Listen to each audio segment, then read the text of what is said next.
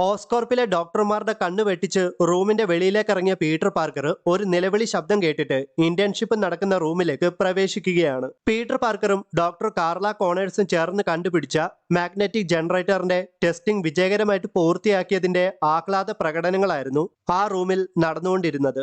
വളരെ കർക്കശക്കാരനായ doctor ബെൻലി Whitman പോലും Peter പാർക്കറിന്റെയും doctor Carla കോണേഴ്സിന്റെയും കഴിവിനെ പ്രശംസിക്കുകയുണ്ടായി. താൻ നോർമൻ ഓസ്ബോണോടൊപ്പം ഒരു സീക്രട്ട് പ്രോജക്റ്റിൽ ഏർപ്പെട്ടിരിക്കുകയാണെന്നും ആ കാരണത്താൽ മാഗ്നറ്റിക് ജനറേറ്ററിന്റെ ഡെമോൺസ്ട്രേഷൻ കാണിക്കുന്ന സമയത്ത് എത്താൻ സാധിക്കാത്തതിൽ വിഷമമുണ്ടെന്നും അതിന് താൻ ക്ഷമ ചോദിക്കുന്നുവെന്നും പീറ്റർ പാർക്കർ ഡോക്ടർ കാർല കോണേഴ്സിനോട് പറയുന്നു. തിരികെ തന്റെ അപ്പാർട്ട്മെന്റിലേക്ക് എത്തിയ പീറ്റർ പാർക്കറിനെ കണ്ടതും ആന്റ് മെയ് ഒന്ന് ഞെട്ടിപ്പോയി.